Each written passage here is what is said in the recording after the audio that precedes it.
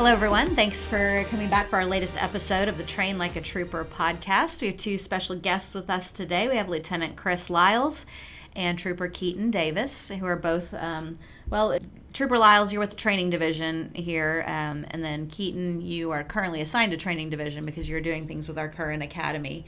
And we're talking academies today because we are currently accepting applications for our next academy, scheduled to begin January of 2026, and that is going to be a lateral academy. The one we are currently in right now is a traditional academy, and I kind of wanted to start off talking about the difference between the two so that people know. This next one that we're accepting applications for is lateral. That will only be our third ever lateral academy. We have not had too many of them, correct? I believe that will be our third. It's actually going to be our fourth. It'll be our fourth. Because our 69th, the 71st, and 73rd were lateral patrol schools. And to this date, we haven't done one lateral school identical to the other yet. So they are an evolving patrol school template for us.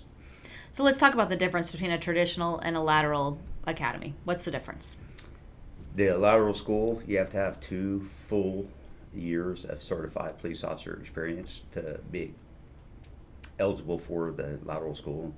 And so we reduced the training time, not significantly, but a little bit. Some of the training blocks that we do with our traditional candidates, we do not do with the lateral candidates, because if they're already certified with the experience, that training is already documented.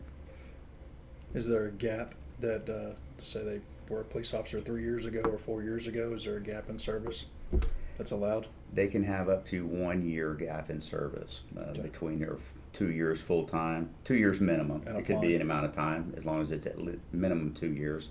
But before that, they can't have more than 1 year gap in service. Okay. And so we've kind of wanted to do this podcast because since this one, there are a little more requirements than just the traditional. Sometimes it gets kind of confusing on exactly what people need to apply for this academy. And I know we were talking, one of the biggest questions is the education requirement. Because typically people know, okay, like the base requirement for OHP to become a trooper is to have an associate's degree. But we have since developed a program with OSU OKC where the cadets can get a lot of those hours during the academy. And so the requirements have changed a little bit, and especially for the lateral. Let's talk a little bit about that. So. Yeah, absolutely. So one of the biggest questions we've had, especially with people that are in law enforcement now, is what hours do they need?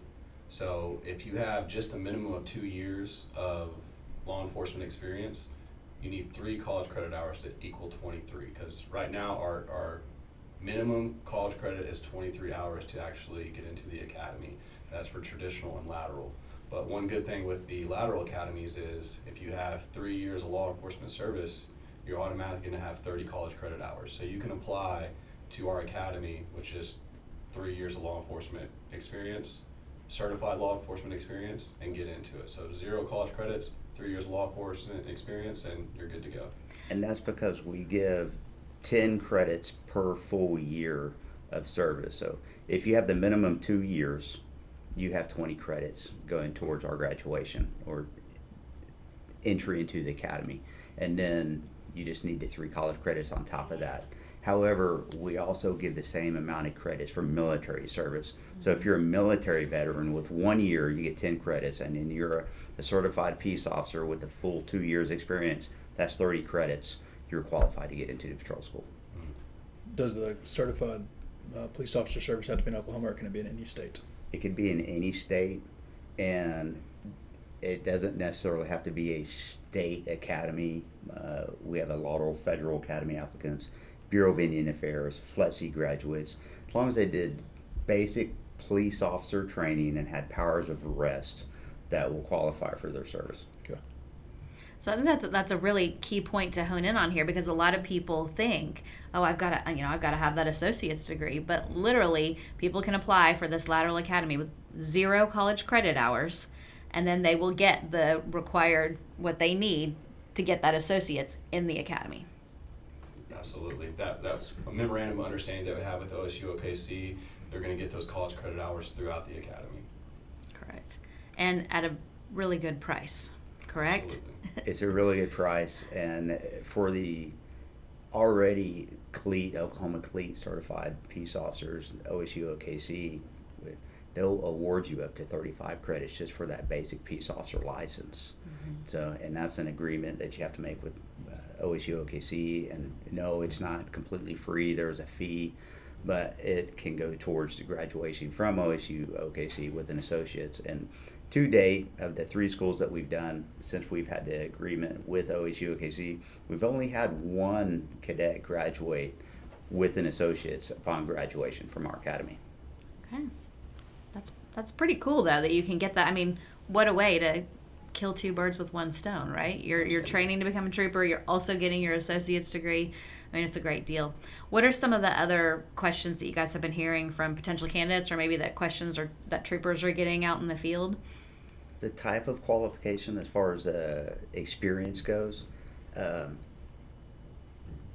getting a lot of questions about DOC candidates, and the Department of Corrections has quite a few certified peace officer positions, and that's the key. Now, if you're a corrections officer that doesn't have that basic peace officer certification, that does not qualify you for the experience. But if you're one of the probation parole agents that does have the certified peace officer certification and the powers of arrest, that qualifies if it's full-time, 2 years. Okay. What else do you think that people need to know that are maybe tossing around the idea of applying for this Lateral Academy? Also, one thing for me, especially with the Lateral, is just the amount of opportunities you have in our agency. And then also the pay. So the pay is really, really good. So normal trooper tops out at 7 years. If you go into a Lateral Academy, your first year after out of the academy, your first year, your anniversary date, you're going to be at a step 3 pay.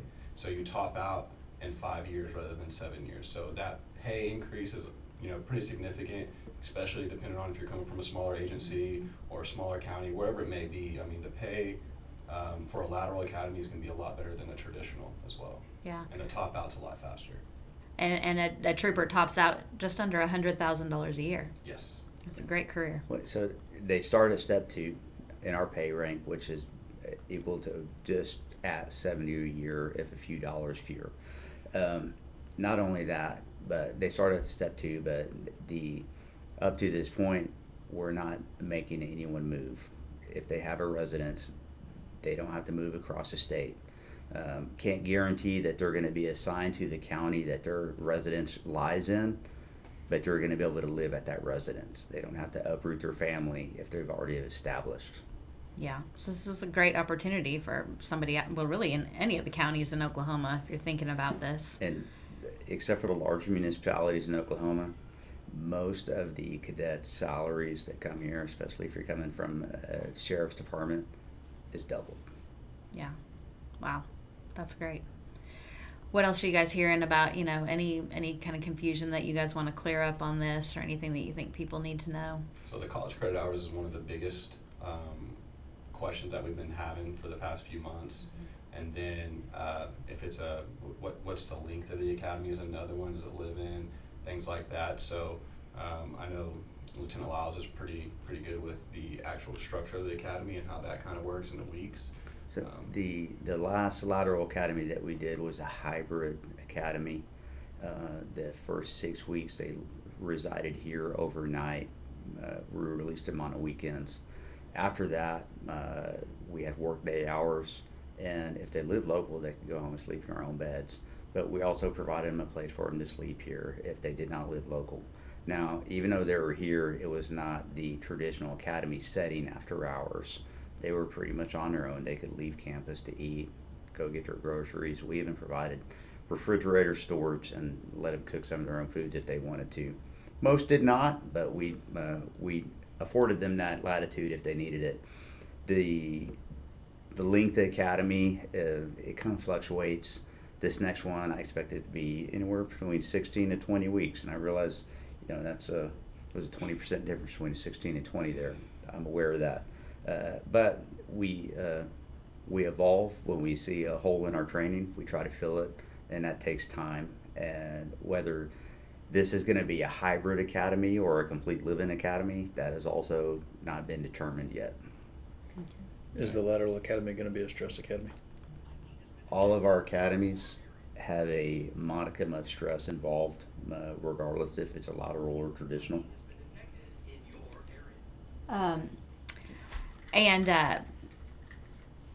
We were talking earlier about, that you cut out some of the more basic training that they would have already gotten through CLEAT. But I think you were talking like they get all the firearms training, all the law enforcement driver training, all the defensive tactics training. They get all of that here, which is top-notch training. That's correct. We do not cut corners in those areas. We call those our big three: our driving, defensive driving, pursuit driving, precision driving, the defensive tactics, custody control, and all of our firearms training with the platforms that we carry on duty. We don't cut corners in any of that. Keyton, what are some of the advantages that you see from a guy coming from maybe a PD to becoming a trooper?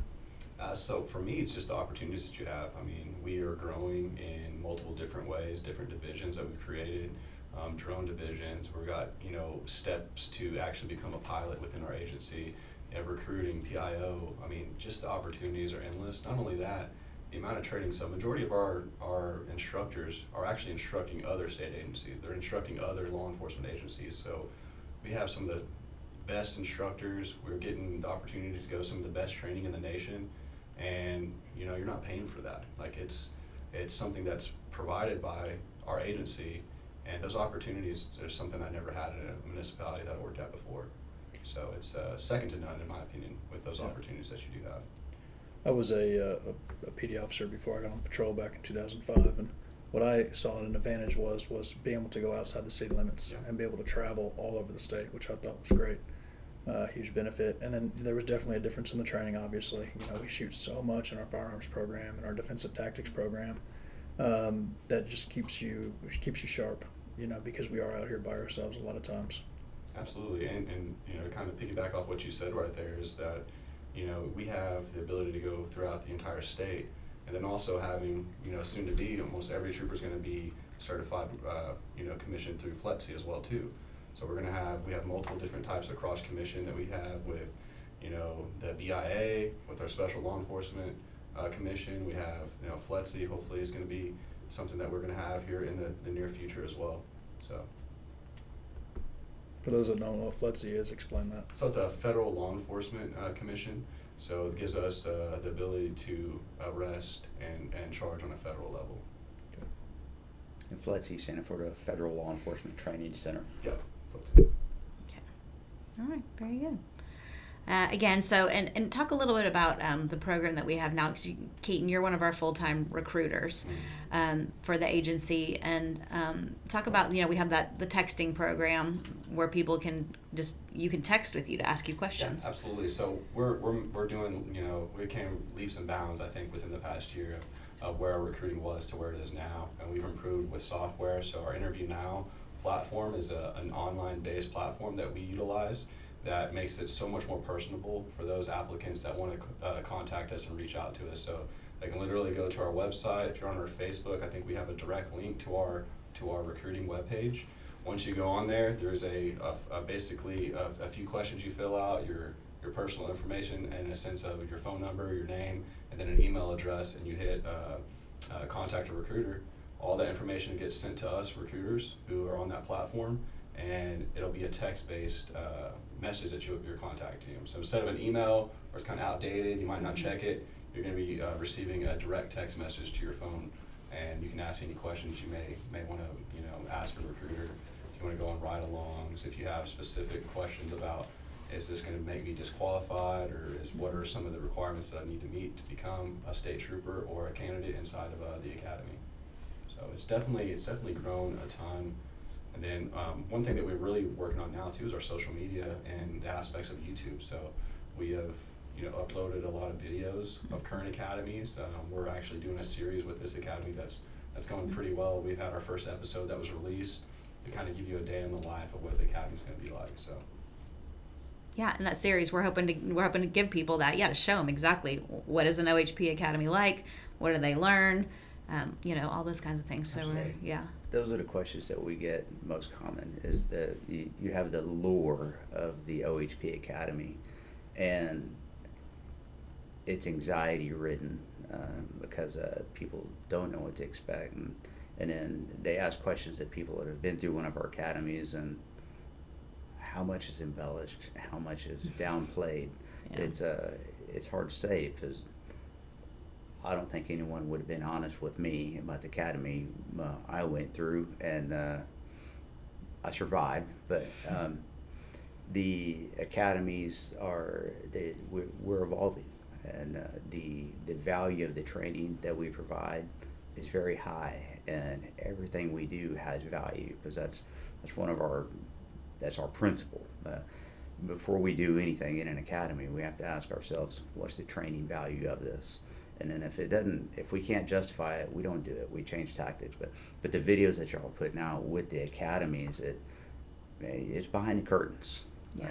There's nothing being hidden out of those videos. And it helps people know what to expect when they get here, and it might help them to be better prepared when they get here too, because that's why a lot of people leave in the first week or two, is because they just were not prepared. 100%.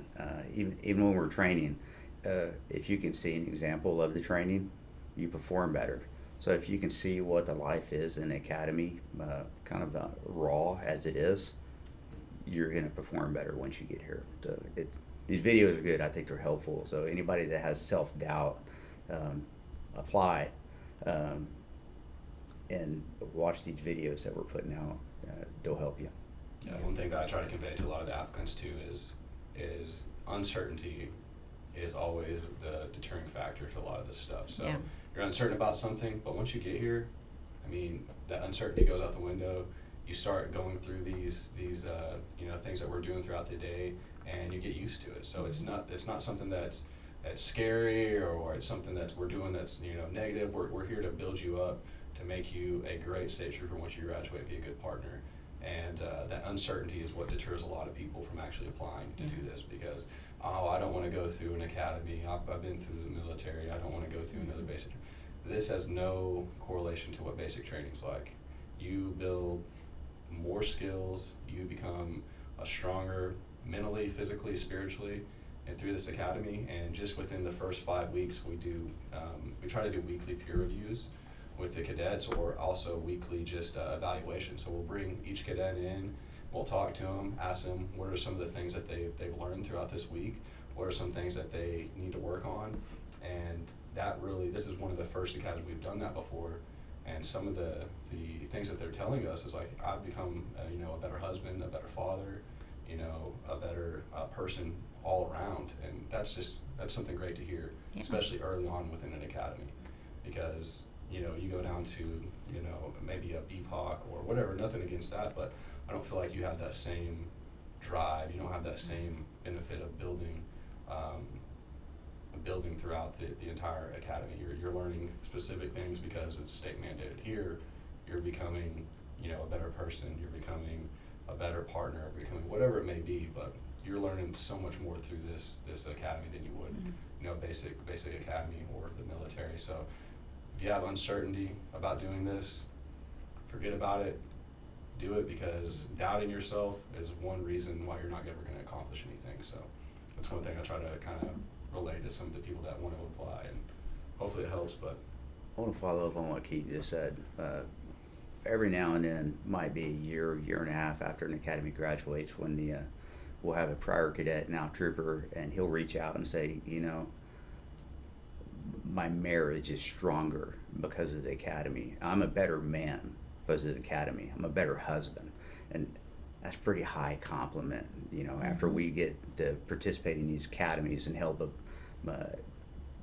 mold the academy. I'm not saying we're molding individuals, because they're individuals, they are, but we do have some influence on that, and it's a very high compliment. And to speak to the quality of the people that are in the academies, our staff, we are picking mentors that not are only quality mentors on duty, but they're mentors off duty. That's the staff we're picking for our academies. That's great. As a recruiter, where have you guys been and where are you going? What's it looking like in the future? So we're trying to set up a few things. So again, we're going to start trying to do some more of our Train Like a Trooper podcast.